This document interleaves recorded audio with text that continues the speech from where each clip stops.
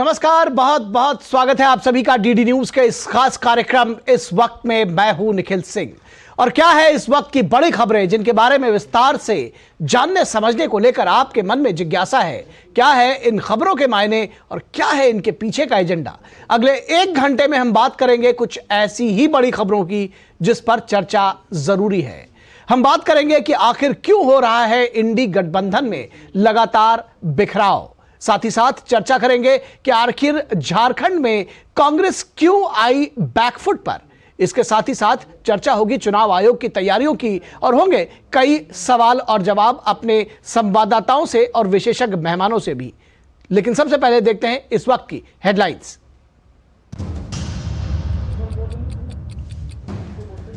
प्रधानमंत्री नरेंद्र मोदी ने गुरुग्राम से दिया देश भर को विकास परियोजनाओं की सौगात। 1 लाख करोड़ रुपए की 114 राष्ट्रीय राजमार्ग परियोजनाओं का किया उद्घाटन और शिलान्यास। प्रधानमंत्री ने द्वारका एक्सप्रेस वे का किया निरीक्षण। लोगों ने किया भव्य स्वागत।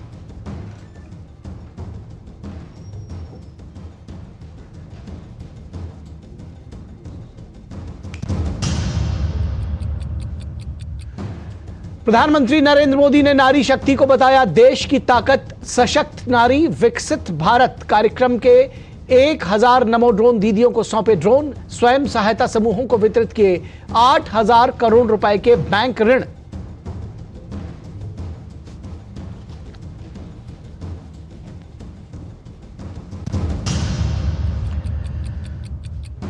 चुनावी बॉन्ड पर जानकारी देने के सर्वोच्च अदालत के आदेश पर एसबीआई ने और समय की मांग की। अदालत ने कल तक जानकारी देने को कहा।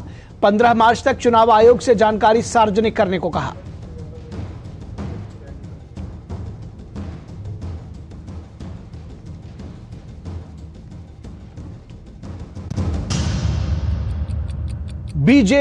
बीजेपी केंद्रीय चुनाव समिति की अहम बैठक आज जारी हो सकती है। लोकसभा चुनाव के प्रत्याशियों की दूसरी सूची।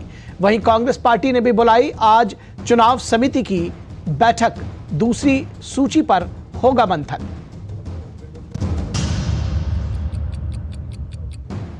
और इंडी गठबंधन में जारी है घमासान। सीपीआई ने झारखंड में उम्मीदवार उतारने का किया ऐलान तो सीपीएम ने कांग्रेस की क्षमता पर उठाए सवाल। ममता बनर्जी ने अपनाई एकला चलो रे की रणनीति। इंडी अलायंस को कहा ना। अखिलेश ने कहा मायावती पर कोई भरोसा नहीं। वहीं कांग्रेस की मायावती को जोड़ने की कोशिश जारी।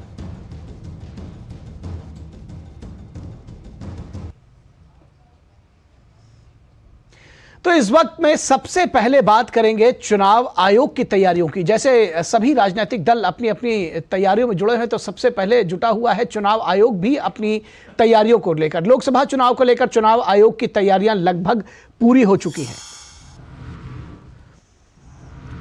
कई महीनों तक बैठकों का दौर जारी रहा है और दौरा भी रहा है। तमाम राज्यों का चुनाव आयोग ने किया है। लगभग सभी राज्यों की समीक्षा बैठक के बाद चुनाव आयोग आम चुनाव का कर सकता है ऐलान। इसकी सभी को प्रतीक्षा होगी कि कब उसका ऐलान करेगा। बैठकों का दौर हालांकि अभी उसका जारी है। उधर 2 चुनाव आयुक्तों की नियुक्ति को लेकर प्रक्रिया शुरू हो गई है और ऐसा कहा जा रहा है कि 15 मार्च को कमेटी की मीटिंग की संभावना है। प्रधानमंत्री नरेंद्र मोदी की अध्यक्षता में यह बैठक होनी है। तो इस बात की संभावना जताई जा रही है कि 15 मार्च को कमेटी की बैठक होगी। मुख्य चुनाव आयुक्त और चुनाव आयुक्त की नियुक्ति चयन समिति की सिफारिश पर होती है और राष्ट्रपति इस सिफारिश को मंजूरी देती है। राष्ट्रपति की होती है इसमें मंजूरी। चयन समिति में प्रधानमंत्री, केंद्रीय मंत्री और विपक्ष के नेता की होती है कमेटी। तो प्रधानमंत्री, केंद्रीय मंत्री और विपक्ष के नेता की मंजूरी होती है, यह कमेटी बनती है। संविधान के अनुच्छेद 324 में चुनाव आयोग की भूमिका स्वतंत्र निकाय के रूप में की गई है। जानकार मानते हैं कि चुनाव प्रक्रिया में मुख्य चुनाव आयुक्त को फैसला लेने का संवैधानिक अधिकार है। तो मुख्य चुनाव आयुक्त को फैसला लेने का संवैधानिक अधिकार है। इस पूरे विषय पर बातचीत करने के लिए हमारे साथ हमारे संवाददाता ऋषि कुमार बने हुए हैं। चुनाव आयोग की तैयारियों की बात करेंगे और चर्चा करेंगे। ऋषि, आपसे समझना चाहेंगे किस तरह की तैयारियां जो है वो चुनाव आयोग की चल रही हैं। अभी तक कहां तक पहुंचा है चुनाव आयोग, अगर तैयारियों की बात कही जाए, क्योंकि राजनीतिक दल तो पूरी तैयारियों में जुटे हुए हैं। बिल्कुल, देखिए, जब चुनाव होते हैं तो एक उत्सव होता है और एक महासंग्राम भी उसे कह सकते हैं। अलग अलग तरीके से, अलग अलग नज़रिए से उसे हम परिलक्षित होते हुए देखते हैं, क्योंकि ये जो पूरी की पूरी सियासी लड़ाई होती है, इसको एक उत्सव के रूप में भी चुनाव आयोग तब्दील करने की पूरी कोशिश करता है। उत्सव इस बात का कि लोग ज़्यादा से ज़्यादा वोट डालें और इस मतदान के अधिकार में वो ये सुनिश्चित करें कि उनके भविष्य को तय करने वाली सरकार हमेशा उनके लिए काम करेगी। तो इस पूरी प्रक्रिया को अगर हम समझें तो चुनाव आयोग 6 महीने जब किसी भी चुनाव के रह जाते हैं, खासतौर से आम चुनाव के, तभी से ये प्रक्रिया शुरू कर देता है। इलेक्टोरल रोल इस प्रक्रिया का सबसे पहला चरण होता है, जिसमें अधिक से अधिक यानी कि कोई भी मतदाता ना छूटे, इस आधार पर इस प्रक्रिया को अपनाकर इलेक्टोरल रोल तैयार किया जाता है। और आखिरी चरण में अगर हम देखें इन सभी तैयारियों में, तो चुनाव आयोग अलग अलग राज्यों में जाकर इन सब की समीक्षा करता है और इस बात को सुनिश्चित करता है कि जो फ्री एंड फेयर इलेक्शन कराने का जो उनका जिम्मा संविधान में उनको दिया गया है, उसके लिए सभी तैयारियां मुकम्मल हैं। अगर हम बात करें तो इसमें तमाम जो ऑब्जर्वर्स होते हैं उनकी बहुत महत्वपूर्ण भूमिका होती है और इसी वजह से जब ऑब्जर्वर के साथ मीटिंग चुनाव आयोग बुलाता है, जैसे कि हम जानते हैं कि आज ये मीटिंग बुलाई गई है और संभवतः शाम तक इसके बारे में आंकड़े हमको मिल जाएंगे कि क्या क्या कहा चुनाव आयोग ने, किस तरीके से बैठक रही और ऑब्जर्वर्स की क्या भूमिका रहेगी और जो ऑब्जर्वर्स हैं उनको क्या क्या दिशा निर्देश जारी किए हैं। तो ये जो चरण होता है, जब ऑब्जर्वर के साथ मीटिंग चुनाव आयोग करने लगता है, तो हम मान के चलते हैं कि अब वो सभी तैयारियां करीब करीब पूरी कर ली गई हैं। तो इन तैयारियों को अगर हम देखें तो चुनाव आयोग की तैयारियां पूरी तरीके से सुनिश्चित हैं और जो समय पर चुनाव कराने का जो उनके पास जिम्मा है और जो उनका अधिकार है, वो उसको पूरा करने जा रहे हैं। जैसे कि तमाम खबरें हैं कि पिछली बार जब 10-11 तारीख में ऐलान हुआ था, तो इस बार 15 और उसके आसपास इन तारीखों का ऐलान हो सकता है। और अलग अलग राज्यों में जब चुनाव आयोग गया है तो उसमें अलग अलग राज्यों की मांग रही है कि कितने चरण हों, किस तरीके से जो परीक्षाएं हैं या त्यौहार हैं उनको देखते हुए, मौसम को देखते हुए, इन सभी को का संज्ञान लेते हुए चुनाव आयोग अलग अलग राज्यों में कितने चरणों में चुनाव हों लोकसभा चुनाव के दौरान, इसको भी तय करेगा। जी, निश्चित तौर पर तो ये कई सारी चीज़ों को ध्यान में रखना पड़ता है। चुनाव आयोग को इस बात का ख्याल रखता है कि जैसा कि आपने कहा कि त्योहारों का भी ख्याल रखना है, परीक्षाओं का भी ख्याल रखना है। एक विषय और है, 2 चुनाव आयुक्तों के नियुक्ति के संबंध में क्या कुछ चल रहा है, उसको लेकर क्या जानकारी है? देखिए, जहाँ तक चुनाव आयोग की बात करें तो मुख्य चुनाव आयुक्त और 2 चुनाव आयुक्त से मिलकर चुनाव आयोग बनता है। और इसमें हमने देखा था कि एक चुनाव आयोग जो कि पिछले महीने उनका समय पूरा हो गया था और उनका रिटायरमेंट होने के बाद एक सीट वो खाली हुई और हाल ही में एक चुनाव आयुक्त ने इस्तीफा दे दिया। इस वजह से दोनों चुनाव आयुक्तों का जो पद है वो खाली है। अब इसको भरने की जो प्रक्रिया है, जैसे कि हम जानते हैं कि इस संबंध में हाल ही में संसद में ये कानून बना है जिसमें कि चुनाव आयुक्त, मुख्य चुनाव आयुक्त के चयन को लेकर एक प्रक्रिया अपनाई गई है इस विधेयक के माध्यम से, जिसमें कि सबसे पहले जो सर्च कमेटी है वो एक चुनाव आयुक्त के अगेंस्ट 5 लोगों का नाम, जो चुनाव प्रक्रिया है उसमें चयन की प्रक्रिया है, उनके सामने रखेगी।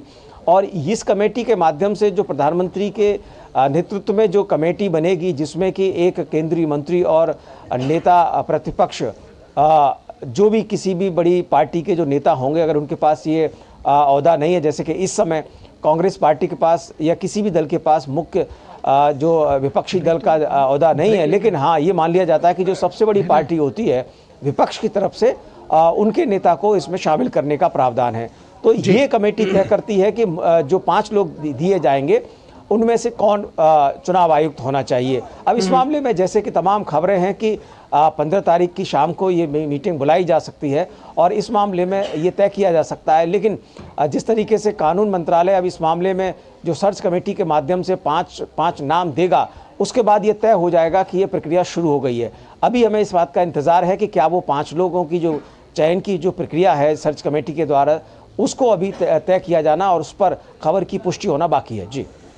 जी, निश्चित तौर पर खबर की पुष्टि हो रही होना बाकी है, लेकिन निश्चित तौर पर सभी की निगाहें चुनाव आयोग पर लगी हुई हैं कि क्या कुछ जो आपने कहा कि समीक्षा बैठक हो रही है, तो इसका मतलब ये है और जो निर्देश जारी किए जा रहे हैं उसके बाद ये उम्मीद है कि जल्द से जल्द चुनावों की घोषणा हो सकेगी। आपने बताया कि पिछली बार 10-11 तारीख के आसपास हुई थी, इस बार 15 तारीख के आसपास इसकी उम्मीद की जा रही। बहुत शुक्रिया ऋषि कुमार इस तमाम बातचीत और जानकारी के लिए।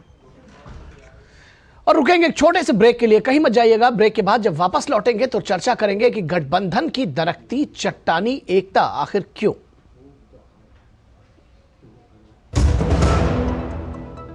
टेक स्टार्टअप सॉलिड था, प्लान था कड़क, करना था समथिंग ग्रेट, पर शुरू से प्रॉब्लम्स ने घेरा यूं कि बिजनेस हुआ अपना लम्बेट।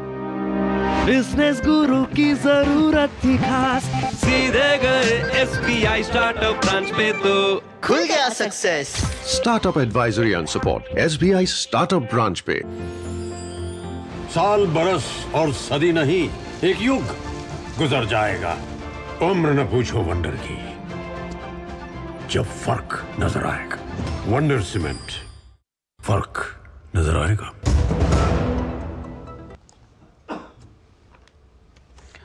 स्वागत है आपका ब्रेक के बाद, और अब बात करेंगे इंडी गठबंधन जिसकी एकता हर रोज दरकती हुई नजर आ रही है और उसके पीछे की वजह क्या है, ये भी इस पर भी चर्चा करेंगे और अपने खास मेहमानों से भी चर्चा करेंगे इस पूरे विषय पर। 28 दलों के इंडिया गठबंधन में चट्टानी एकता को लेकर बड़े बड़े दावे किए गए थे और जब शुरुआत में ये गठबंधन बना था तो ये कहा जा रहा था कि ये गठबंधन जो 28 दलों का है 27 से शुरू हुआ था, 28 का हुआ और कहा गया कि ये और बढ़ेगा और इसमें जो है और मजबूती आएगी। इसका नाम जो है वो चट्टानी एकता कहा गया था। बड़े बड़े दावे किए गए थे, लेकिन उस दावे के उलट लगातार इसमें जो असंतोष की खबरें हैं, जो असंतोष है वो लगातार दिखाई दे रहा है।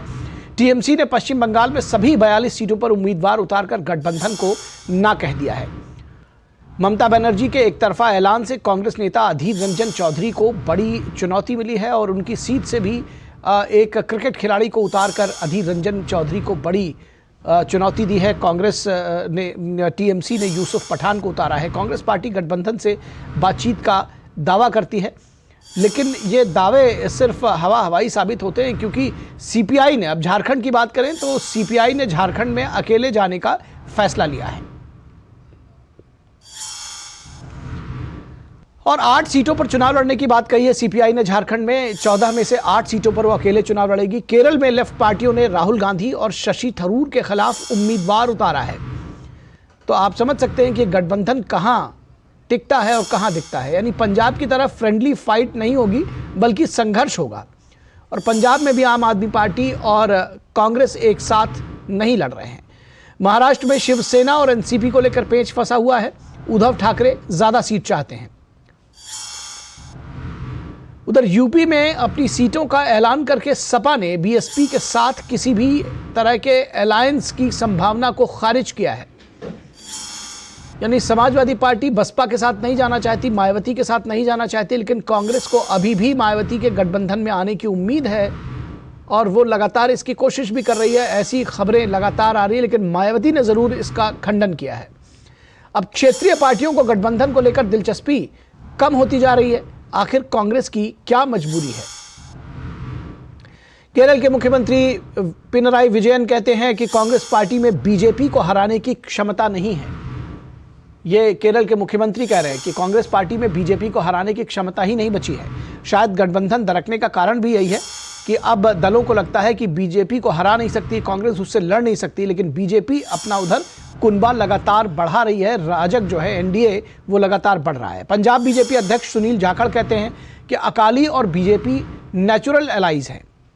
तो अकाली दल के साथ में एक बार फिर से अलायंस की संभावनाओं को तलाशा जा रहा है। बीजेपी तलाश रही है और अकाली दल भी उसको तलाश रहा है। सुनील जाखड़ इसे बादल साहब के पंजाब के लिए हीलिंग टच मानते हैं। वो कहते हैं कि बादल साहब कहते थे कि बीजेपी और अकाली जो है वो पंजाब के लिए हीलिंग टच है। टीडीपी, बीजेडी और अन्य क्षेत्रीय दलों के साथ बीजेपी के गठबंधन ने पार्टी के दक्षिण विस्तार को और बल दिया है। तो दक्षिण में विस्तार के लिए जो संभावनाएं हैं वो लगातार बढ़ रही हैं पार्टी के लिए। बीजेडी के साथ में गठबंधन की संभावनाएं कही जा रही हैं। साथ ही साथ टीडीपी और जनसेना पार्टी के साथ में गठबंधन का ऐलान हो चुका है। तो अब सवाल नीति, नियत और नेतृत्व को लेकर भी है। पीएम मोदी के खिलाफ नेतृत्व कौन करेगा, ये यक्ष प्रश्न बना हुआ है। तो वहीं प्रधानमंत्री नरेंद्र मोदी ने हरियाणा के गुरुग्राम में देश में विस्तारित 1 लाख करोड़ रुपए की 114 राष्ट्रीय राजमार्ग परियोजनाओं का उद्घाटन और शिलान्यास किया। और इस मौके पर प्रधानमंत्री ने कहा कि देश बदल रहा है, दुनिया भारत को एक अलग नजरिए से देख रही है, लेकिन अगर किसी को सबसे अधिक दिक्कत है जो ये तमाम विकास हो रहा है तो वह कांग्रेस और उसके गठबंधन को। आइए सुनते हैं कि प्रधानमंत्री ने क्या कुछ कहा। देश में लाखों करोड़ रुपए के इन विकास कार्यों से सबसे ज्यादा दिक्कत अगर किसी को है तो वो है कांग्रेस और उसके गमंडिया गठबंधन।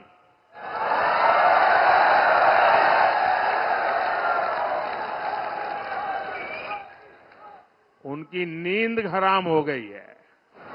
इतने सारे विकास के काम और वो एक की बात कर रहे हैं तो मोदी 10 और कर देता है।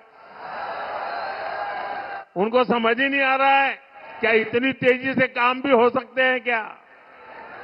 और इसलिए अब विकास के मुद्दों पर चर्चा करने की उनकी ताकत बची रही है।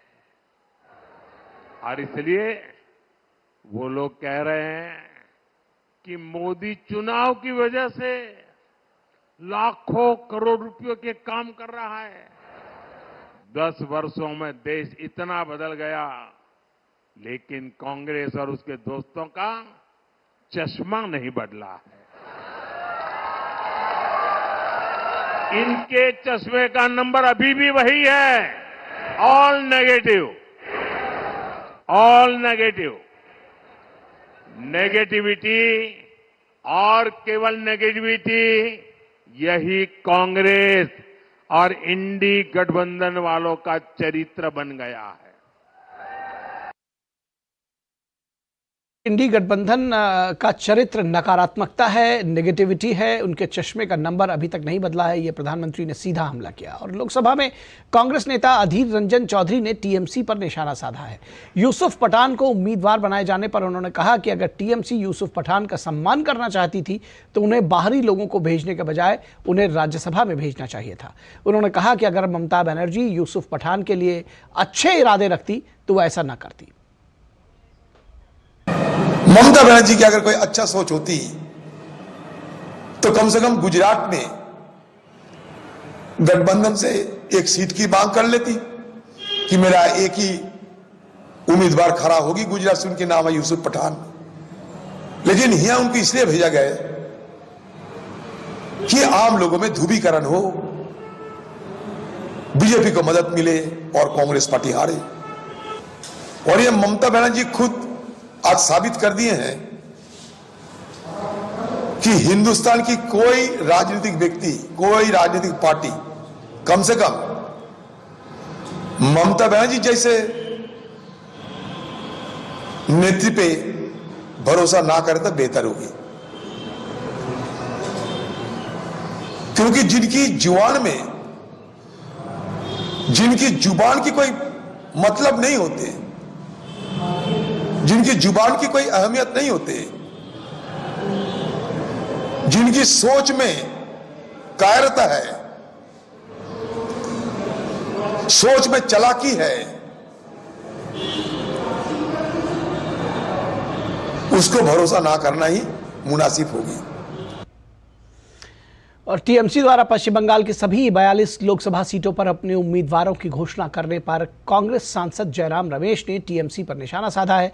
उन्होंने कहा कि कांग्रेस ने हमेशा कहा है कि वो पश्चिम बंगाल में टीएमसी के साथ एक सम्मानजनक सीट बंटवारे का फॉर्मूला चाहती है। उन्होंने कहा कि टीएमसी ने पता नहीं किस दबाव में उम्मीदवारों की घोषणा की है।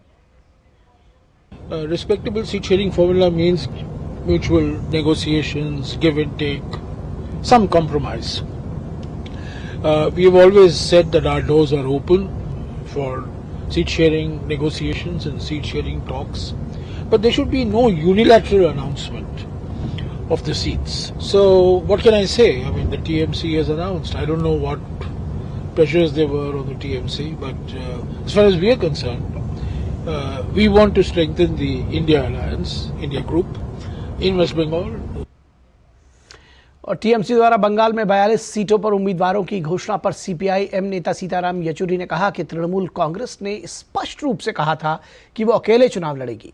उन्होंने कहा कि अब गठबंधन की पार्टियों को ये तय करना होगा कि वे अब कैसे चुनाव लड़ेंगे।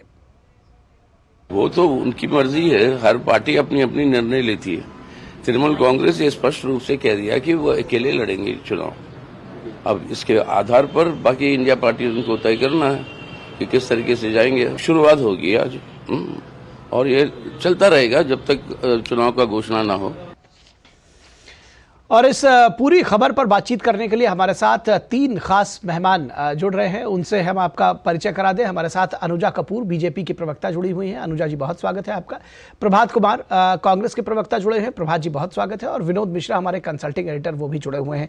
विनोद मिश्रा जी, ये जब गठबंधन की शुरुआत हुई थी, इंडी गठबंधन की, तो ये बड़े जोर शोर से कहा जा रहा था कि ये चट्टानी एकता का होगा और 27 दल शुरू में जुड़े थे, फिर एक दल और आया और ये कहा गया कि अभी इसका विस्तार होगा। लेकिन विस्तार होने के बजाय ये लगातार जिस तरह से आपसी दबाव में और असंतोष जो है वो जिस तरह से बाहर आ रहा है, उससे लग रहा है कि इससे तो और नुकसान ही होने जा रहा है। जो दल है आपस में मिलकर लड़ने के बजाय अलग अलग ही लड़ते तो ठीक रहता।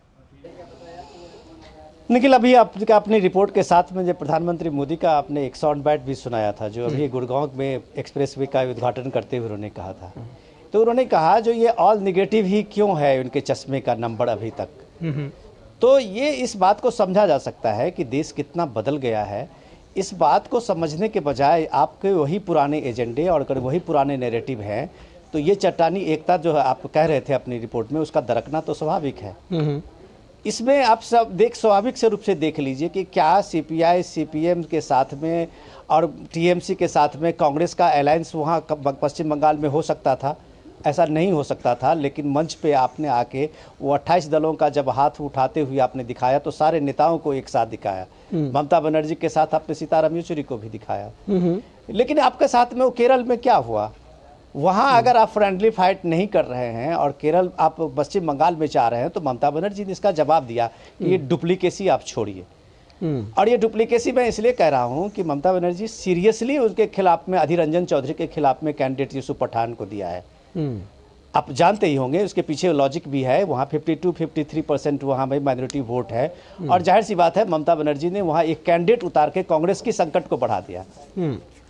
अब रही बात कि अब जब आप देखिए कि यही खेल तो वहाँ सीपीएम के भी और सीपीआई ने भी किया, जब वो राहुल गांधी के अगेंस्ट में वायनाड से ए राजा की पत्नी को उतार सकते हैं, 2 बार 3 बार के सांसद रहे हैं, अपने शशि थरूर जी उनके खिलाफ उतार सकते हैं, तो फिर ममता बनर्जी क्यों नहीं उतारे? उनको ये नीति जो अभी जयराम रमेश दे रहे थे, तो वो इस गठबंधन के धर्म को तो वो आप किस तरह से ये तार अपने ही लोग कर रहे हैं, उस बात को आप देख लें जी। लेकिन सवाल सबसे बड़ा है, जो बात अपनी रिपोर्ट में कह रहे थे, वो कांग्रेस की मजबूरी की है।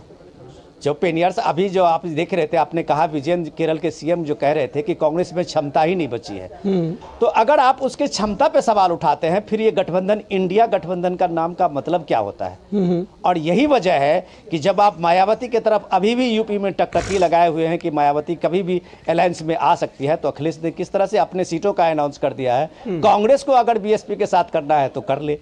तो ये जो मजबूरी है उसकी कांग्रेस की, ये ज्यादा उसमें दिख रही है कि गठबंधन के नाम पे आपने एक मजबूरी का बंधन बनाया है, जिसमें लोग सारे रीजनल पार्टी जो है अपने अपने जो इलाके हैं उनका उसको खोजने में लगे हुए हैं। निखिल जी जी जी जी प्रभात कुमार, तो कैसे समझा जाए, आप इसको कैसे परिभाषित करेंगे? क्यों नहीं परवान चढ़ रहा है ये जो विपक्षी दलों का इंडी गठबंधन था, आखिर क्यों नहीं परवान चढ़ा? आप झारखंड से लेकर बंगाल तक आप इसको देखें, चाहे पंजाब की बात करें, आप केरल में बात करें, यहाँ तक कि आपके जो सबसे शीर्ष नेता हैं उनके खिलाफ भी प्रत्याशी उतार दिया गया। तो ये क्या वजह रही, क्या मजबूरी थी कांग्रेस की ऐसे गठबंधन में बने रहने की? निखिल भाई, सर्वप्रथम आपको एवं मेरे सारे सहयोगियों को मेरा नमस्कार जी, स्वागत है आपका जी। निखिल भाई, हमने एक कॉमन प्रोग्राम दिया था। वो प्रोग्राम था देश में संवैधानिक संस्थाओं के दुरुपयोग को रोकने के लिए, वो प्रोग्राम था लोकतंत्र को बचाने के लिए, वो प्रोग्राम था संवैधानिक मूल्यों की रक्षा के लिए। आज भी हमने वही कहा है। रह गई बात, आप समझ सकते हैं, हर एक राजनीतिक दल का अपना अपना व्यक्तिगत वजूद होता है अपने क्षेत्र में। तो जो प्रादेशिक पार्टियां हैं, उन हो सकता है कुछ तो कारण रहा होगा, यूं ही तो कोई बेवफा होता नहीं। अब आप सोचना इस चीज को निखिल भाई, पिछले कुछ महीनों का मैं एक खाका रख रहा हूं, जितने विपक्षी पार्टियों की सरकार जिन जिन प्रदेशों में है, आपने प्रधानमंत्री के साथ साथ एक दौरा और देखा होगा, और वो दौरा कर रही थी ईडी, सीबीआई, आईटी। वो भी एक पैरेलल दौरा कर रही थी प्रधानमंत्री जी के साथ। हाँ, वो अलग बात है कि वो मणिपुर नहीं जाती, क्योंकि प्रधानमंत्री जी भी मणिपुर नहीं गए। ये अलग बात है कि भाजपा शासित प्रदेशों में नहीं जाती, महाराष्ट्र जाने से मना कर दिया होगा। अब अजीत दादा पवार चूंकि भारतीय जनता पार्टी के संरक्षण में आ गए हैं, अब 70,000 करोड़ के घोटाले की फाइल कहां पड़ी है ये सोचना पड़ेगा एक बार। छगन भुजबल जी आ चुके हैं अब भारतीय जनता पार्टी के संरक्षण में। तो ये जो देश भी देख रहा है, ये जो परिस्थितियां हैं, ये देश देख रहा है। और मैं निखिल भाई ये मानता हूं कि कोई राजनीतिक पार्टी, कोई भी, उसका कद उतना बड़ा नहीं है जितना बड़ा इस देश के अंदर, इस लोकतंत्र के अंदर आम लोगों का। तो आप कुल मिलाकर कह रहे हैं कि ईडी और सीबीआई के डर से जो आपके सहयोगी थे वो बिखर गए, आप ये कहना चाह रहे हैं? थोड़ा सा वक्त दीजिए बस, क्योंकि मैं मुद्दों की बात करने में विश्वास रखता हूं। हमने 5 गारंटी दी। हमने कहा कि जो 30 लाख वैकेंसियां खाली पड़ी हैं, हम सरकार में आते उसको फुलफिल करेंगे। हमने कहा जो गिग वर्कर हैं उनको पेंशन की व्यवस्था करवाएंगे, उनकी आर्थिक और सामाजिक सुरक्षा की व्यवस्था करेंगे। हमने कहा कि जो सार्वजनिक परीक्षाओं में धांधलियां होती है, जैसे अभी ताजा उदाहरण नहीं, ये जो आपका चुनावी घोषणा पत्र है ये तो ठीक है, ये बात है। क्या आपके इस चुनावी घोषणा पत्र से आपके सहयोगी नहीं, जो भी आपने घोषणा की, आपने 30 लाख नौकरियों की बात कही, मैं उससे असहयोग, मैं उससे इत्तेफाक रखता हूं। मैं आपके उस पर कोई प्रश्न नहीं लगा रहा हूं। आप कांग्रेस पार्टी के हैसियत के तौर पर आप कोई भी आप मुद्दे दे सकते हैं जनता के बीच में, लेकिन मेरा जो प्रश्न है ये सिर्फ घोषणा पत्र नहीं है, देश के युवाओं, ठीक है, कुछ भी है, मैं उस पर जा ही नहीं रहा हूं, ना ही वो प्रश्न है। मैं ये सीधे सवाल कर रहा हूं। तो क्या आपके सहयोगियों को उस पर विश्वास नहीं था? वो क्यों नहीं आपके साथ खड़े हैं? अभी मैं बता रहा हूं, महाराष्ट्र के अंदर इनके सहयोगियों को इन पर विश्वास है कि नहीं मुझे नहीं पता। बिहार के अंदर इनके सहयोगियों को इन पर विश्वास है कि नहीं मुझे नहीं पता। और सबसे बड़ी बात निखिल भाई, इनको खुद अपनों पर विश्वास नहीं है। अरे आप अपने विश्वास की बात करिए ना। आप जो विश्वास की बात होगी जी। हमारा आज प्रधानमंत्री जी मंच से कहते हैं एक विपक्षी पार्टियों का जो गठबंधन है उसको घमंडिया, तो कहने में मुझे गुरेज नहीं होगा कि ये भी पाखंडिया लोग हैं, पाखंड फैलाते हैं, जुमले फैलाते हैं, झूठ फैलाते हैं, देश में। ठीक है, आपने सारी बात कही प्रभात जी, लेकिन हमारे प्रश्न का जवाब नहीं दिया कि आखिर क्यों नहीं परवान चढ़ रहा गठबंधन। आपने बताया कि आपके पास इतना एजेंडा है, आपके पास इतनी बातें हैं, नीतियां हैं, उसके बावजूद लोग आपके साथ खड़े क्यों नहीं हो रहे हैं? एक मिनट, 2004 में ये गठबंधन नहीं था। एक कद्दावर चेहरा पंडित अटल बिहारी वाजपेयी के रूप में थे देश के प्रधानमंत्री के तौर पे। India shining, feel good India, सारे नारे चल रहे थे, जैसे अभी 400 पार चल रहा है। लेकिन हमने उनको हराने का काम किया और अगले 10 वर्षों तक हम सरकार में रहे। 2004 में भी हराया, 2009 में भी हराया। तो अब वो आपके बगल में बैठी हुई हैं जो बीजेपी की प्रवक्ता, वो भी कहेंगे आपको 2014 में हराया, 2019 के हराया, आप क्यों 2004 में पहुंच गए? मेरे सवाल का जवाब बहरहाल प्रभात जी आपने नहीं दिया। आपने हमारे सवाल का जवाब नहीं दिया। अनुजा कपूर के पास जाएंगे। अनुजा कपूर जी ये कह रहे हैं कि जो बीजेपी कर रही है दरअसल लोगों को दिग्भ्रमित कर रही है और इनके पार्टियों का सहयोग नहीं मिल रहा है क्योंकि वो ईडी और सीबीआई के दबाव में है। खुलकर नहीं कह रहे लेकिन शायद कहना यही चाहते हैं। हम तो खुल के कह रहे हैं, चलिए खुलकर भी कह रहे हैं। जय श्री राम निखिल जी, प्रभात भैया, जय श्री राम। सबको जय श्री राम। आपको अच्छा लगता है जब हमारे साथ बैठते हैं डिबेट पर? जी जी, जय जय श्री राम। और विनोद भैया, आपको भी बहुत बहुत श्री राम जी की कहते हैं ना आशीर्वाद मिलता रहे। मुझे लगता है कि आज जिस डिबेट के ऊपर बात हो रही है, जिस टॉपिक पे बात हो रही है, वो टॉपिक यही है। 2004 और 2009 में जब कांग्रेस की बात अभी प्रभात भैया बोल रहे हैं, तो मुझे लगता है कि ये भूल रहे हैं कि 2004 और 2009 में खड़गे जी नहीं थे शायद जो ये कहते थे कि बीएलओ जो है मेरा कार्यकर्ता, उसको किसी कुत्ते के साथ कहीं आपने मिलाया। आज लोगों का ब्रीच ऑफ ट्रस्ट आपके खुद के कार्यकर्ता, आपके खुद के लीडरों को हो रहा है, क्योंकि जो आप कहते हैं वॉक द टॉक वो आप कर नहीं पाते, और इसी की वजह का, इसी की खामियाजा आपके खुद कार्यकर्ता लीडर्स भुगत रहे हैं, क्योंकि आप जो कहते हैं वो करते नहीं, बजट अलॉटिकेट नहीं करते। कर्नाटका का ये हाल रहा है, तेलंगाना में अडानी को आप बोलते हैं कि वो मोदी जी के साथ है, और अडानी का ही साथ आपने तेलंगाना में लेते हैं। वहां पर आप कितने करोड़ रुपीस 12,400 करोड़ का तो तेलंगाना के अंदर प्रोजेक्ट लगाते हैं, ऊपर से 1,000 करोड़ का और ड्रोन सिस्टम और मिसाइल का प्रोजेक्ट लगा रहे हैं। आप राजस्थान में उनके साथ प्रोजेक्ट लगाते हैं। आपने जो कहा 2004 और 2009 की बात, तो मैं आपको बता दूं मेरे भाई कि 2004 और 2009 के अंदर आपने बहुत बड़ी बड़ी और बहुत ही जुमले वाली बातें आप ही लोगों ने कही। जुमला हम लोग नहीं देते, जुमला का चुनचुना आप लोग देते हैं। आपने लोन्स को वेव ऑफ करना नहीं समझा ठीक, आपने एम्प्लॉयमेंट अलायंस नहीं दिया, आपने 1500 का जो मंथ का औरतों को देने थे अकाउंट में वो आपने नहीं दिया, 10 महीने के आने के बाद भी 10 महीने तक आपने नहीं दिया। आपने कहा कि हम काउडंग को परचेज करेंगे।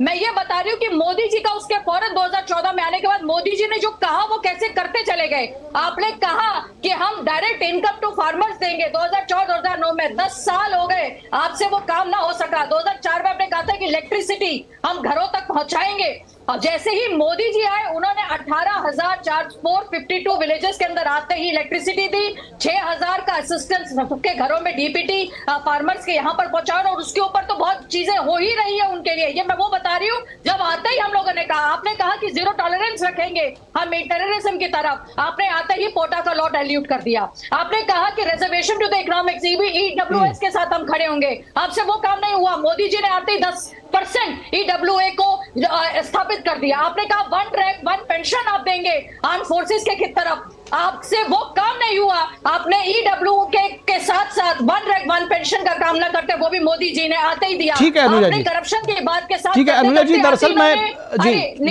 मैं ये जानना चाह रहा था कि आपका गठबंधन जो है वो देखिए वो बढ़ रहा है, इनका नहीं है।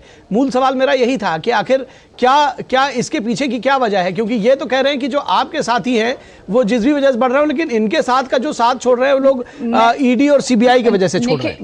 निखिल भाई मैं ये भी समझना चाहती हूँ कि उस टाइम पर जिसको केज्ड पैरेट का नाम दिया जाता था वो सीबीआई और ईडी को मेरे ख्याल से सुप्रीम कोर्ट ने इन्हीं के लिए कहा था। अब मुझे आप ये बताइए कि क्या उस वक्त क्या भाजपा ऑपोजिशन में नहीं थी? क्या इनको भाजपा के खिलाफ कोई भी सीबीआई के चार्ज या ईडी के चार्ज इनको नजर नहीं आते थे? क्या इसका मतलब भाजपा साफ थी इनके टाइम पर भी? आज ये खुलकर ये बात बोले, मुझे लगता नहीं कि बताने की जरूरत है, क्योंकि उस टाइम आपने हमारे ऊपर कोई चार्ज नहीं लगाते थे। तो आप ये बताइए कि क्या भाजपा भी उस वक्त साफ थी इसीलिए आपको हरा कर आ गई? क्या आज राजस्थान आपके हाथ में नहीं है? आज आपके हाथ में मध्य प्रदेश जो ऑलरेडी पहले से नहीं रहा है, 2-3 बार हम लोग निकल कर, और क्या 2006 से आ रहे हैं, आपके हाथ में छत्तीसगढ़ नहीं है। आज तेलंगाना के अंदर भाजपा का जो वोट शेयरिंग है वो बढ़ रहा है, तो सीट्स भाजपा की बढ़ रही हैं। आप बताइए आप कहाँ खड़े हैं? आज चंडीगढ़ के भी जो आप जहाँ पर आप आज बात करते हैं वहां पर भी आप नजर नहीं आते हैं। आप जिस बात की बात सामने नजर आती बात कर रहे हैं, क्योंकि वॉक द टॉक आपके अंदर है नहीं। आप इंडिया अलायंस का गठबंधन आपने क्यों किया? इंडिया अलायंस का गठबंधन आपने इसीलिए किया क्योंकि आप राहुल बाबा को फिर से लॉन्च करना चाहते थे, जो बार बार वो फेलियर नजर आ रहे थे, और उनका लॉन्चिंग आपके इंडिया गठबंधन को पसंद नहीं है। ये इसमें भाजपा नहीं। और एक और बात कहती हूँ निखिल भाई, टीएमसी ने एक ही अभी रिसेंटली कहा है कि भाजपा का वोट शेयर जो है वो विक्ट्री बढ़ा नहीं है, वो कांग्रेस जो है वो घट गया है, कांग्रेस गिर गई है। वो ये टीएमसी की बातचीत है। कांग्रेस ये कहता है कि कांग्रेस खत्म हो गया, ये टीएमसी का कहना कि भाजपा विक्ट्री की तरफ नहीं, ठीक है, कांग्रेस गिर गया। जवाब ले लेते हैं, ठीक है, इंडी गठबंधन के साथ ठीक है, जवाब ले लेते हैं अनुजा जी, जवाब ले लेते हैं प्रभात कुमार से, जवाब ले लेते हैं प्रभात कुमार से। जवाब प्रभात जी, एक सवाल जो लगातार सभी लोग उठा रहे हैं, जो आप अपने जवाब दीजिएगा। मेरा एक जो प्रश्न मेरे जहन में आ रहा है कि लगातार सभी लोग ये कह रहे हैं कि इतनी लानत मलानत सहने की जरूरत क्या है? क्या प्रधानमंत्री मोदी की लोकप्रियता और जो बीजेपी की लोकप्रियता है उसके खिलाफ अकेले खड़ा होने का दम नहीं है कांग्रेस पार्टी में? अकेले लड़ लेते, क्यों इतने लोगों को आप समेटने की कोशिश कर रहे हैं और लोग लतियाए जा रहे हैं? निखिल भाई, आपके प्रश्नों का जवाब दूंगा जी। मैं अपनी बहन की बात से शुरुआत करता हूं। इन्होंने कहा पिछले 5 राज्यों के चुनाव की बात, बहन एक बार डाटा उठा के देखना इलेक्शन कमीशन का, आपसे 8 लाख ज्यादा वोट हमें मिले हैं, देख लेना एक बार आप। दूसरी बात, अभी आपने कहा कि भाई मोदी से लड़ने की क्षमता नहीं है कि आप जोड़ रहे हो कुल में, तो ये गली गली जो घूम के मोदी जी जोड़ रहे हैं उसको क्या बोलेंगे निखिल भाई? उसका भी कुछ नाम आप दीजिए, क्योंकि आप प्रबुद्ध पत्रकार हैं, शायद बेहतर नाम आप ही बता सकते हैं। लेकिन मेरा तो यही मानना है कि एक अकेला सब पर भारी नहीं है, ये तो आज साबित हो गया। दूसरी, इन्होंने जुमले की बात करी। अरे अनुजा जी, जुमला शब्द मैंने नहीं कहा था, आपके ही गृह मंत्री जी ने कहा था, जयशाह जी के पिताजी ने, कि ये जुमलेबाजी थी, चुनावी जुमलेबाजी। जयशाह जी के पिताजी ने कहा था, हमने नहीं कहा था। एक बार देखना, जो 15-15 लाख की बात हो रही थी, आपने कहा हम जो कहते हैं करते हैं।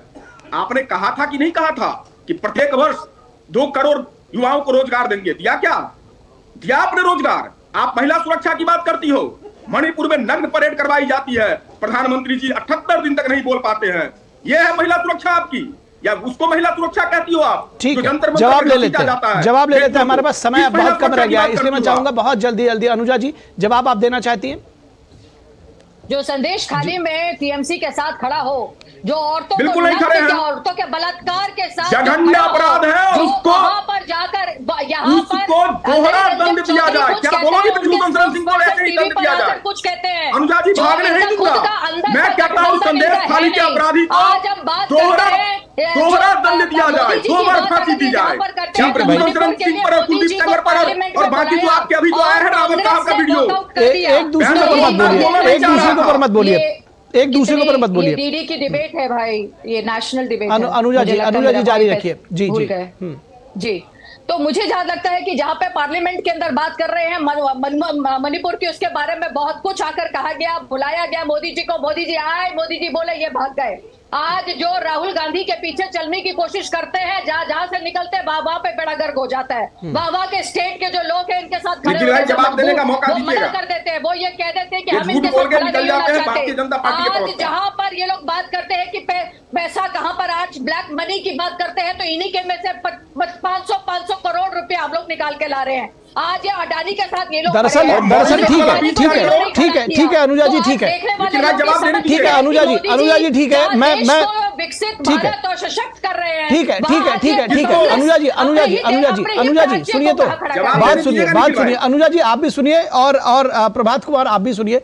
विनोद जी बड़े ध्यान से सुन रहे होंगे इस बात को कि दरअसल जो हमारी चर्चा थी, आप लोग एक दूसरे के ऊपर आरोप प्रत्यारोप दूसरे ढंग के लगाने लगे हैं। हमारी चर्चा का विषय यह है ही नहीं है, और दरअसल आप कुछ कह रहे हैं प्रभात जी, उसका जवाब वो दे रही हैं, वो दे रहे हैं, उसका जवाब वो दे रहे हैं। इसलिए मेरी जो चर्चा है वो कम से कम डिरेल ना हो। मैं चाहता हूं कि जाते जाते मैं विनोद जी को चाहूंगा कि उस सबको एक सब्सटैंशियल तरीके से उसको मोड़ दे। नहीं, मैं क्योंकि हमारे पास समय भी नहीं है, और आप दोनों लोगों ने अपनी अपनी बारी में दोनों एक दूसरे के ऊपर खूब आरोप लगाए हैं। विनोद जी, मैं चाहता हूं कि ये जो गठबंधन की बात हो रही थी, दरअसल आप उस तक सीमित रहें, गठबंधन की बात करें, और मैं चाहूंगा आप समअप करें इस बात से कि क्या ये जो जिस तरह से एक के बाद एक टूट हो रही है, और जिस तरह से एनडीए में लोग जुड़ रहे हैं, एक मनोवैज्ञानिक दबाव या एक मनोवैज्ञानिक बढ़त कहीं ना कहीं एनडीए लेता हुआ दिख रहा है एनडीए के ऊपर। नहीं, मैं सुन रहा था, दोनों प्रवक्ताओं को सुन रहा था, और अपने अपनी पार्टी के लाइन में तो काफी अच्छा उन्होंने अपने अपने तर्क दिए हैं, लेकिन हमारे विषय से अलग हट गए जी। लेकिन सवाल ये है कि वो हमारे विषय पे क्यों रहे? उनको अपना एजेंडा रखना है, वो अपना एजेंडा प्रभात जी रख रहे हैं, तो उसमें हम लोग क्यों उनके पीछे पड़े कि आप हमारे एजेंडे में नहीं है? लेकिन प्रभात जी, सवाल क्या है कि जनता आपके इन बातों से क्यों नहीं अभी भी अपना ध्यान आकृष्ट कर रही है? आपने 30 लाख नौकरी के वादा किया है, और आपने जिस तरह से फिर से जो निखिल कह रहे थे कि घोषणा पत्र ही आपका है एक तरीके से, और आप इस तरह की चीज़ें जो करते रहे हैं, उसमें ऐसा नहीं है कि आप पहली बार कर रहे हैं। 2019 के इलेक्शन में आप न्याय योजना लाए थे, उसमें भी आपने 70 लाख अब ये बनाया था कि वहाँ पे आपने देना है आपको 5 करोड़ से ज़्यादा लोगों को, तो आप 1 लाख रुपये ये आपको पर परिवार देना है या इंडिविजुअल देना है, जहाँ तक मुझे याद था। लोगों ने नहीं माना आपकी, क्योंकि ये व्यवहारिक नहीं है। आप व्यवहारिक इसलिए नहीं है कि आपका ग्राउंड वर्क नहीं है, आप व्यवहारिक इसलिए नहीं है कि आप एजेंडे में जो देश बदल रहा है, जो पीएम कह रहे थे अभी कि आपने वो चश्मा का अभी तक लेंस नहीं बदला है। आप परसेप्शन की जो राजनीति करते हैं, इसलिए लोग जो अभी भी आपके साथ न लोग जुड़ रहे हैं न पार्टियां जुड़ रही है। अब सवाल है कि आप सीधे सीधे संविधान बचाओ की बात तो करते हैं, लेकिन आप ये बात सामने में नहीं रखते हैं कि अभी जो कट्टर ईमानदार वाले आम आदमी पार्टी थे, उनके मंत्री अभी 1.5 साल 2 साल से जेल में बंद है। क्या सुप्रीम कोर्ट का फैसला उसको आप नहीं मानते? क्या हाई कोर्ट ने उनको जमानत नहीं दिया, आप नहीं मानते? तो इस तरह के नैरेटिव जब आप देते हैं तो संवैधानिक जो इंस्टीट्यूशंस है उस पे आप सीधे सवाल खड़ा करते हैं, और ये देश आपको कतई इसके लिए तैयार नहीं है कि आप अपने अपने नैरेटिव्स में इसको बढ़े। सुप्रीम कोर्ट का फैसला अगर आपके पक्ष में हो तो बहुत शानदार फैसला है, आपके अगेंस्ट में हो तो आप फिर सवाल खड़ा करते हैं। तो ये सारी चीजें आप इसलिए करते हैं कि आप सिर्फ परसेप्शन निकाल कर बात कर रहे हैं। अनुजा जी जो बात कर रही थी वो ग्राउंड वर्क में आपको वो डेटा दे रही थी कि इस देश में काम को लोगों ने देखा है। तो ये 10 साल का जो बदला हुआ भारत है उसको देखने के लिए चश्मा तो कम से कम बदलने की जरूरत है। दरअसल मैं चाहता था मैं ये चाहता था विनोद जी कि आज जो चर्चा रहे वो गठबंधन पे रहे, सहयोगियों पर रहे, लेकिन एक दूसरे पर जो आरोप प्रत्यारोप रहा। जी निखिल भाई, एक क्विक आंसर मैं दे देती हूँ। देखिए, अगर कांग्रेस के जो लोग दिग्गज लोग हैं वो छोड़कर आज एनडीए अलायंस के साथ आकर खड़े हो रहे, भाजपा के साथ खड़े हो रहे, तो वो चाहते हैं कि भाजपा में जो 370 पार कर सके और 400 पार का जो नारा, इसीलिए क्योंकि आइडियोलॉजी है प्रधान सेवक बनने की, कार्यकर्ता बनने की कोशिश करते हैं। हमारी आइडियोलॉजी है। ठीक है, चलिए ठीक है, चलिए अब मैं इसको वाइंड अप करूंगा क्योंकि इस तरह की चर्चा जो है एक दूसरे के साथ में चलती रहेगी। मिश्रा जी की बात का जवाब देना है प्लीज। चलिए बोलिए, जल्दी बोलिए प्रभात जी। इन्होंने कहा कि आप परसेप्शन की राजनीति करते हो।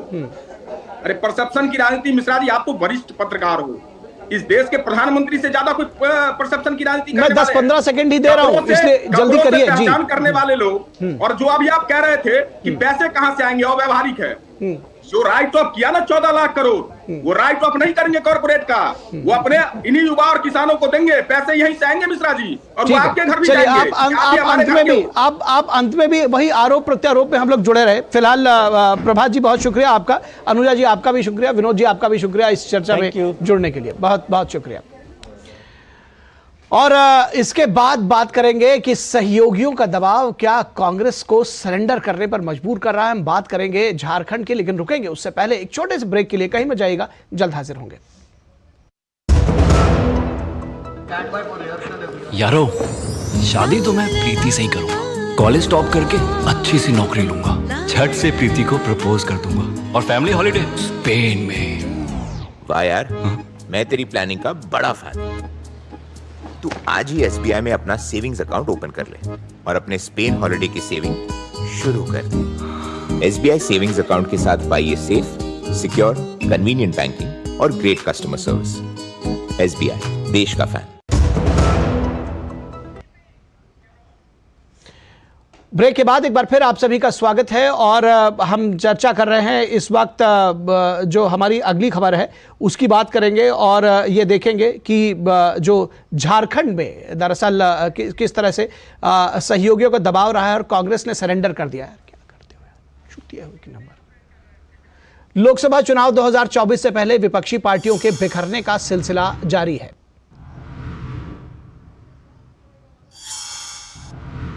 वाम दल CPI ने झारखंड में विपक्षी गठबंधन इंडिया से नाता तोड़ लिया है। ये जानकारी हमने अभी थोड़ी देर पहले जो हमारी खबर थी उसमें भी इस विषय पर हमने चर्चा की, और CPI प्रदेश की 14 लोकसभा सीटों में से 8 पर चुनाव लड़ेगी।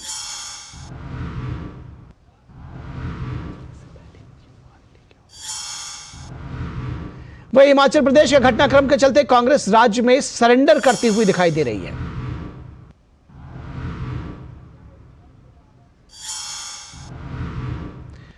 राज्य में 2 सीटों के लिए हो रहे हैं राज्यसभा चुनाव, और इस पर एक सीट पर झारखंड मुक्ति मोर्चा ने अपना प्रत्याशी घोषित कर दिया है।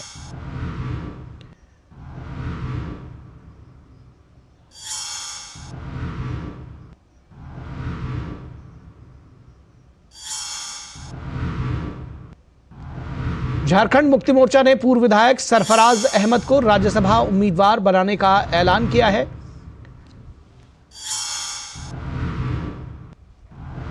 इससे पहले सीट कांग्रेस के धीरज साहू के पास थी, अब झारखंड मुक्ति मोर्चा ने अपना प्रत्याशी दे दिया है। तो यह सवाल बार बार पूछा जा रहा है कि आखिर ऐसी क्या वजह है कि कांग्रेस जो है वो सरेंडर की मुद्रा में है। यह बार बार कहा जा रहा है कि हिमाचल प्रदेश का जो अनुभव था वो कांग्रेस के लिए शायद बहुत अच्छा नहीं था, और इसी के दबाव में जो अब कांग्रेस झारखंड में सरेंडर की मुद्रा में। सरफराज अहमद गठबंधन के प्रत्याशी होंगे, कांग्रेस ने उन्हें समर्थन दिया है।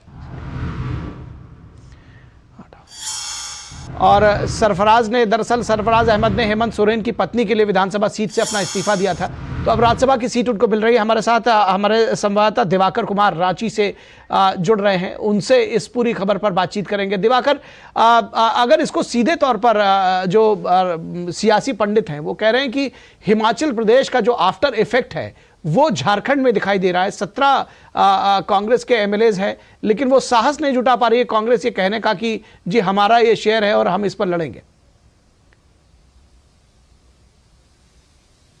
देखिए, निश्चित तौर पर कांग्रेस कहीं ना कहीं झारखंड में भी बैकफुट पर है, और जिस तरीके से महागठबंधन में कांग्रेस की एक तरीके से हम कह सकते हैं कि दोयम दर्जे की स्थिति बन गई है, इसका सिर्फ जो है प्लेटफॉर्म आज नहीं तैयार हो रहा है। ये प्लेटफॉर्म आप अगर बैकफ्लैश में जाएं तो भी आपको साफ तौर पर दिखता है कि पिछली बार भी जब राज्यसभा का चुनाव हो रहा तो आनंद फानन में झारखंड मुक्ति मोर्चा ने महुआ माझी को अपना प्रत्याशी बना दिया और कांग्रेस मुंह देखते रह गई और कांग्रेस की तरफ से कोई प्रतिक्रिया इस पर नहीं आ सकी। और कुछ वैसे ही, हालांकि बैठकों का दौर यहां पर चला, लेकिन उसके पहले 2-3 दिनों तक जो स्थिति थी लगातार खींचतान की स्थिति बनी हुई थी और कांग्रेस एक तरीके से दबाव में भी थी। और जब कल सीएम आवास में बैठक हो रही थी तो साफ तौर पर यह मैसेज दिया गया कि चाहे आप कुछ भी कर ले, प्रत्याशी जो होगा वो झारखंड मुक्ति मोर्चा का होगा। और ये जो अटकलों का बाजार था वो करीब हफ्ते भर पहले से ही झारखंड में चल रहा था कि सरफराज अहमद ने, चूंकि झारखंड में बहुत कुछ ईडी की गतिविधियों के बाद कई जो राजनीतिक पारा था वो काफी गर्मा गया था। उसके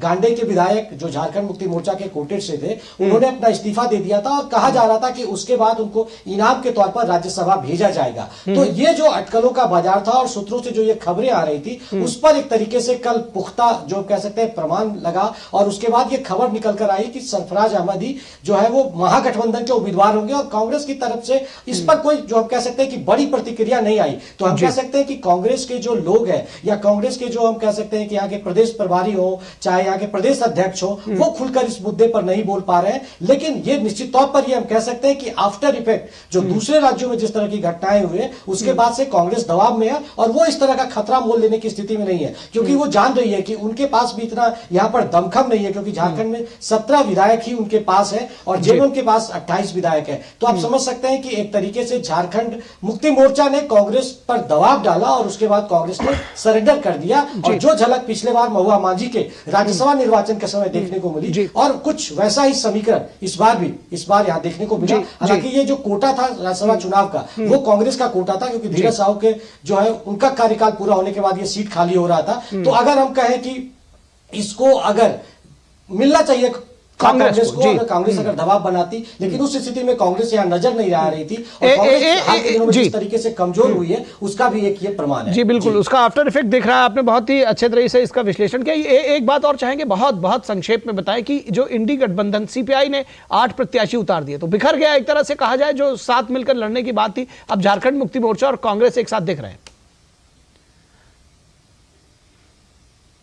देखिए, निश्चित तौर पर लगातार ये जो कल साफ तौर पर जब भाकपा माले ने अपनी तरफ से जब प्रेस कॉन्फ्रेंस किया तो उन्होंने बोला कि इंडी गठबंधन जो है वो किसी प्लेटफॉर्म पर नहीं पहुंच पा रहा है, अपनी बात को ठीक तरीके से रख नहीं पा रहा है। इतने दिनों से जब अगर गठबंधन की बात चल रही है तो आखिर सीट पे फैसला क्यों नहीं हो पा रहा है। तो वैसे में एक तरीके से उसने भी अपने तरीके से दबाव बनाने की कोशिश की और उसके बाद एक बैठकों का सिलसिला चला, लेकिन अभी तक सहमति नहीं बनी है। तो आप समझ सकते हैं कि किस तरीके से जो द्वंद की स्थिति है और एक तरीके से एक स्वरूपता जो हम कह सकते हैं वो नहीं दिख रही है इंडी गठबंधन में, उसकी झलक झारखंड में भी दिख रही है। लेकिन जिस तरीके से कांग्रेस दबाव की स्थिति में है वैसे में लग रहा है कि लोकसभा चुनाव के लिए कांग्रेस, आरजेडी और झारखंड मुक्ति मोर्चा में यहां गठबंधन हो जाएगा। लेकिन कांग्रेस उस स्थिति में भी लग रही है कि झुकी हुई नजर आएगी। जी बिल्कुल, जो बैकफुट पर पड़ सकता है, नुकसान उठाना पड़ सकता है। और जो आपने कहा कि बैकफुट पर दिख रही, वो लगातार बैकफुट एक के बाद एक जो फुट है वो अपने वो पीछे लेते नजर आ रही है, बैकफुट पर लगातार बनी हुई। बहुत शुक्रिया इस तमाम बातचीत और जानकारी के लिए धीरज।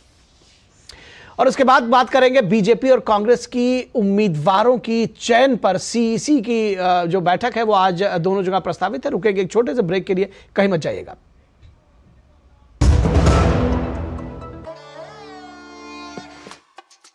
देखो यार, जिंदगी का कोई भरोसा नहीं, पता नहीं कब फोटो पे हार चढ़ जाए और फैमिली का फ्यूचर, बच्चों की पढ़ाई खतरे में पड़ जाए। तो आज ही पॉलिसी बाजार से 1 करोड़ का टर्म लाइफ इंश्योरेंस कराओ, सिर्फ 525 रुपए महीने से शुरू। यार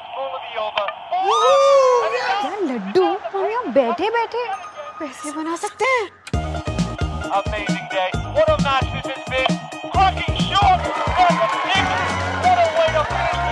गाइस, मैं तुम्हारे बिजनेस आइडिया का बड़ा फैन हूं।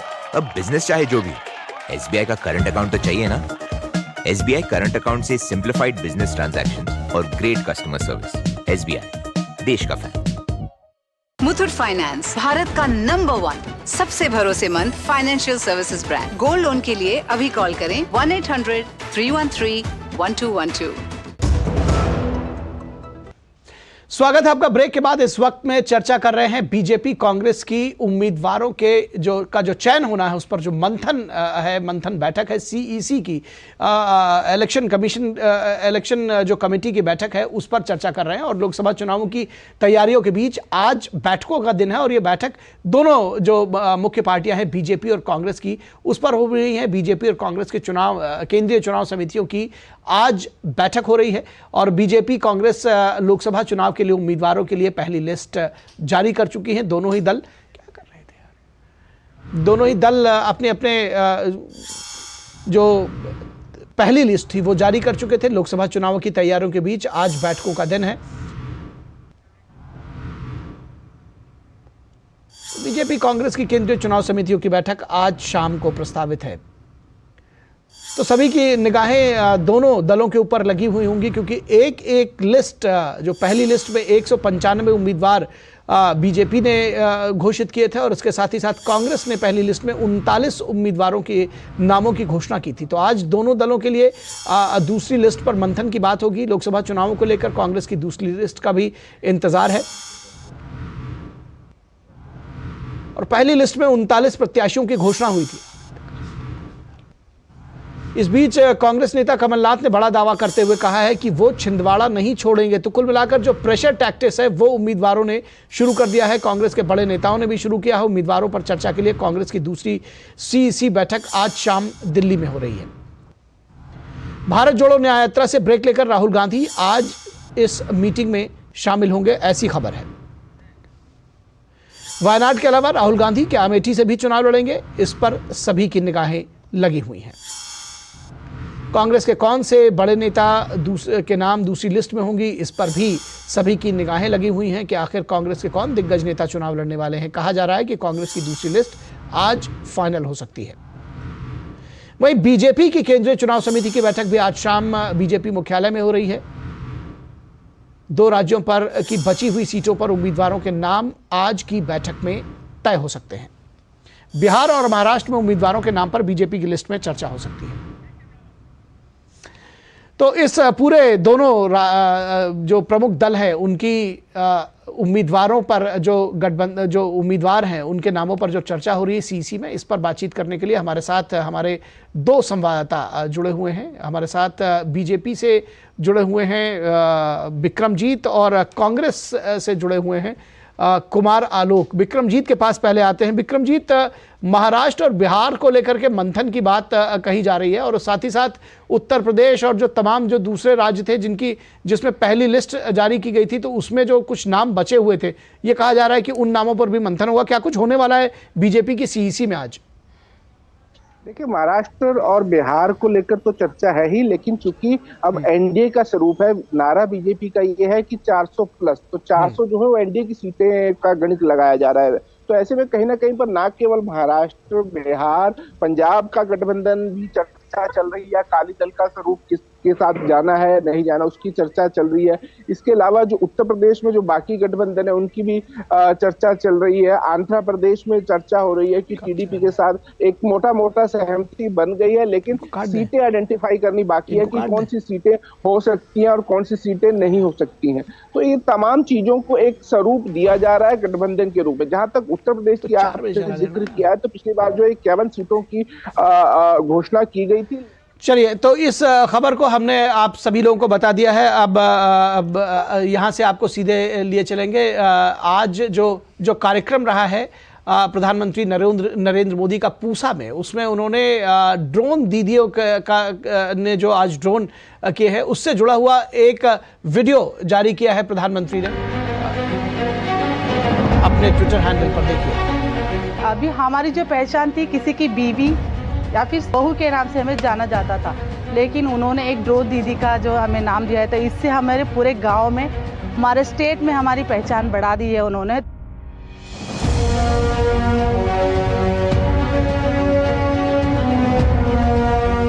तो हम उनसे दिल से शुक्रिया करना चाहते हैं। शब्द ही नहीं है, क्या बोले। बहुत अच्छा लग रहा है। हमारा तो एक सपना, हम तो ड्रीम सोच रहे हैं कि सच में मोदी जी हमें सम्मानित करेंगे।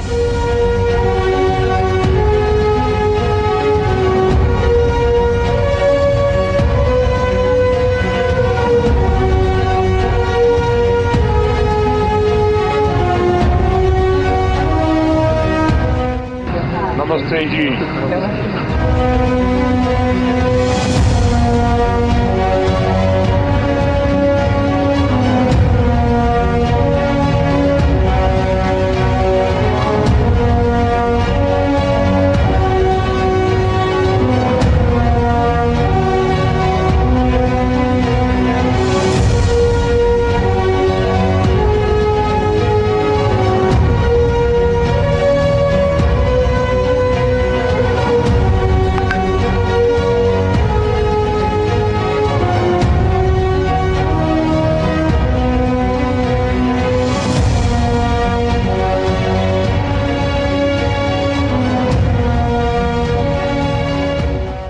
ड्रोन से जो हम स्प्रे कर रहे हैं सर, इससे किसान को बहुत ज़्यादा फायदा हो रहा है। हमारा किसान बहुत खुश है सर, क्योंकि सर उसका जो वो काम 2 घंटे में कर पाता था खेतों में स्प्रे टंकी टांग के, और जो लेबर का कॉस्ट होता था सर, उसका काम इसने बहुत हल्का कर दिया है। एक तो किसान के समय की बचत हो गई है, दूसरा उसका लेबर का कॉस्ट भी घट गया है सर। आपका अपना बताइए कि आप कैसे उसको शुरू किया, कैसे आपका परिचय आया, कितने समय में सीखी, और अभी कितना काम मिल रहा है आपको? वो ड्रोन डेस्टिनेशन है जो मानेसर में, वहाँ से हमने इसका ट्रेनिंग लिया सर। फिर उसके बाद सर जब हम गांव में गए तो लोग बड़े ही उत्साहित है सर।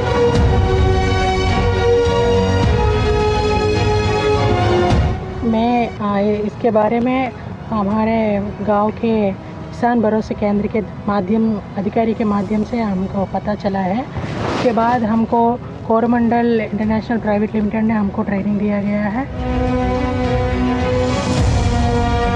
कितने दीदी ट्रेन हुए हैं? 200 सर। 200? मुझे ट्रेनिंग सर फूलपुर में इसको द्वारा दी गई थी। 15 दिन की सर ट्रेनिंग हुई है, तो मुझे ड्रोन मिल चुका है सर। आयोटेक का एग्रीबोट ड्रोन मिला सर, उससे काम कर रहे हैं सर। किसान बहुत खुश है सर, बहुत अच्छा काम करता है ये। इसको संभालोगे कैसे आप लोग? कभी जरूरत पड़ी रिपेयरिंग वगैरह की तो कैसे करोगे? सर वो हमें बताया गया है। बताया गया है।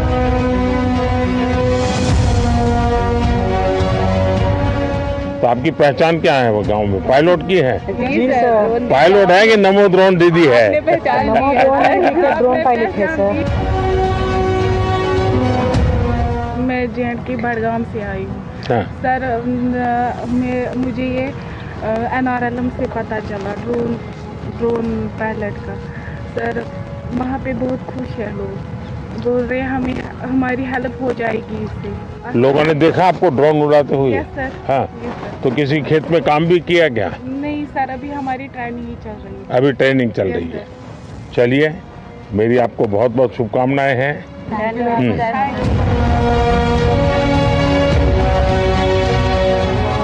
उम्मीद नहीं थी कि इतना टाइम निकालेंगे हमारे लिए। आज मैं बहुत खुश हूँ, बहुत ही ज़्यादा खुश हूँ सर, क्योंकि मुझे नहीं पता था कि मैं यहाँ तक आ पहुँचूँगी। और जब आज मैं यहाँ पे आई तो मुझे यहाँ पे आके भी ये लग रहा था कि शायद मैं पीछे हूँ, क्योंकि मैं चलते टाइम सबसे पीछे रह जाती हूँ। कोई बिलीव करे या ना करे, लेकिन मैं मोदी जी से खुद मैंने बात की है। मैंने उनको बिल्कुल करीब से देखा है, जाना है, बात की है। उनका मैसेज ये था कि जो हमारी महिलाएं हैं वो भी आत्मनिर्भर बने, वो भी अपनी आजीविका चलाएं और बहुत अच्छे से किसी न किसी मतलब योजना में आकर सभी बहनें काम करें।